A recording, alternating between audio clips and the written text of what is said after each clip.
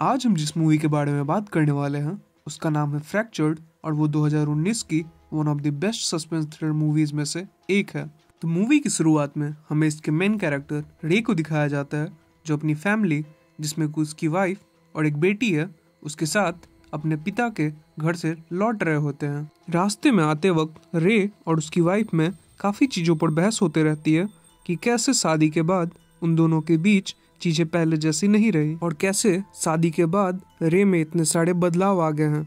और रे इन सब की वजह अपने परिवार के प्रति जिम्मेदारियों को बताता है और वो कहता है कि इन सारी चीज़ों की वजह तुम और उनकी बेटी है। उन दोनों में बहस काफ़ी तेज होने लगती है कि तभी उनकी बेटी गाड़ी रोकने के लिए कहती है क्योंकि उसे बहुत जोर से वॉशरूम आई थी। रे गाड़ी को साइड में लगाकर अपनी बेटी को नीचे उतार देता है और उसे टॉयलेट करने जाने के लिए कह देता है और इधर वो दोनों भी बहस करते हुए गाड़ी से नीचे उतर जाते हैं। रे की बेटी टॉयलेट करने जा ही रही होती है कि तभी रास्ते में वहाँ एक जंगली कुत्ता आ जाता है और वो उसे देखकर उसकी तरफ बढ़ने लगता है। रे की बेटी उसे देखकर डर जाती है और वो पीछे हटने लगती है और वो कुत्ता लगातार उसकी तरफ बढ़ते ही रहता है। तभी रे की नज़र उधर पड़ जाती है और वो अपनी बेटी को घबराने के लिए नहीं कहता है और वो कुत्ते को हटाने की कोशिश करने लगता है। और वो कुत्ता जैसे ही रे की बेटी पर हमला करने वाला होता है रे वहाँ से पड़ा एक पत्थर उठाता है और उस कुत्ते की तरफ देकर मारता है।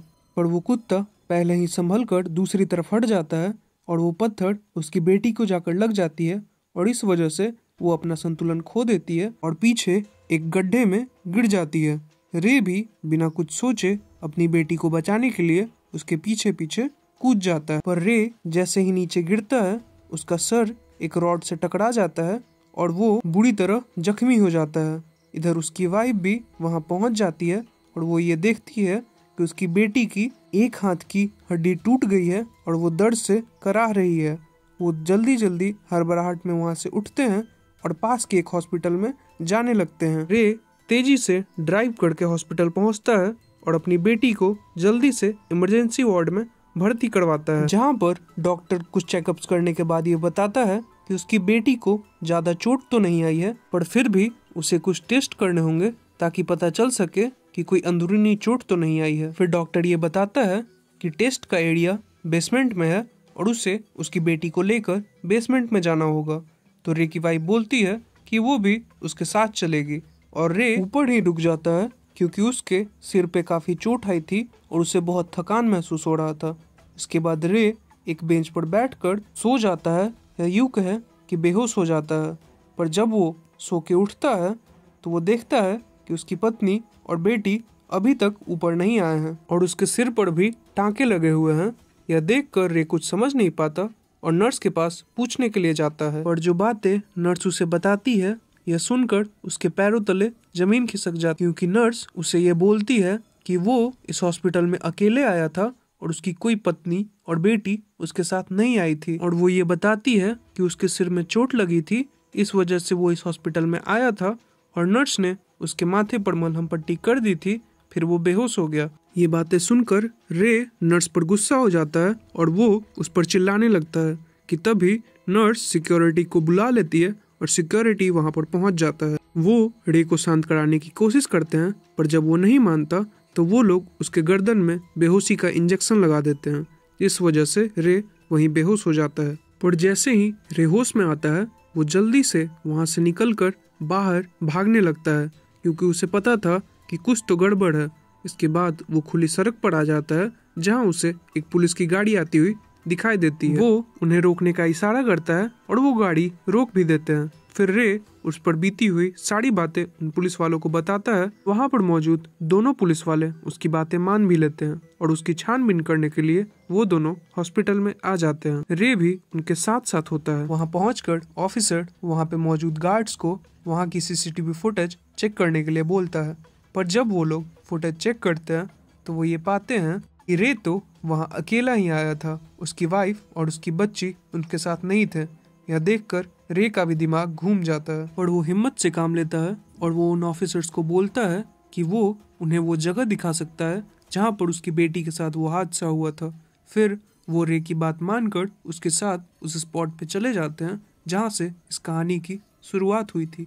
पर वहाँ पहुंचकर वो लोग एक बहुत ही अजीब बात नोटिस करते हैं कि जैसा कि रे ने बताया था कि वहाँ पर ऐसा कोई बड़ा हादसा नहीं हुआ था, उसके बिल्कुल विपरीत वहाँ पर बहुत सारा खून गिरा था, जो देखकर उन पुलिस वालों को रे पर ही शक होने लगता है और वो लोग रे से ही पूछताछ करने लगते हैं काफी चीजों को लेकर कि उसने तो बताया था कि बस यहाँ उसकी बेटी का हाथ टूटा है, तो फिर यहाँ इतना खून कैसे आया। और जब रे को ये महसूस होता है कि पुलिस वाले उसकी मदद करने के बजाय उसे ही गिरफ्तार कर लेंगे, तो वो उन्हें धक्का देकर उनकी गन छीन कर वहाँ से भाग जाता है और उनकी गाड़ी में बैठकर हॉस्पिटल पहुँच जाता है।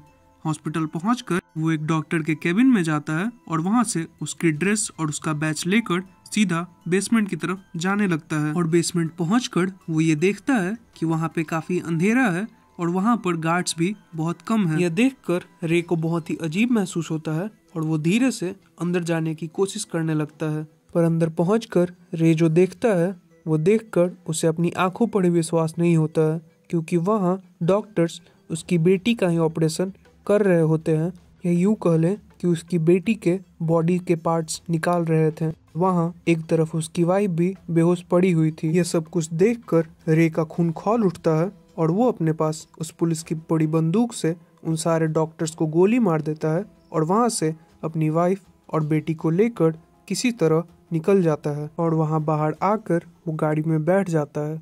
पर तभी इस मूवी का और इस पूरे सदी का सबसे बड़े प्लॉट ट्विस्ट का रिवील होता है और हमें ये दिखाया जाता है कि रे की वाइफ और उसकी बेटी वहाँ असल में मौजूद ही नहीं थे, क्योंकि वो तो उसी वक्त मर गए थे जिस वक्त शुरुआत में उसकी बेटी गड्ढे में गिरी थी और रे ने गुस्से और चिढ़ में आकर अपनी पत्नी को भी धक्का दे दिया था और वो भी रॉड से टकरा कर मर गई थी। और गाड़ी के पीछे तो बस उन दोनों की लाश पड़ी थी और जो सारी चीजें हमें दिखाई गई कि उसकी बेटी का ऑपरेशन हो रहा था और जो कि हेल्थ ऑर्गन्स निकाले जा रहे थे, और उसकी वाइफ वो तो बस रे के दिमाग का भ्रम था और वो जानबूझकर अपने दिमाग में ये सारी चीजें बना रहा था ताकि वो इस बात को झुठला सके कि उसने अपनी पत्नी और अपनी बेटी को खुद अपने ही हाथों से मार दिया है।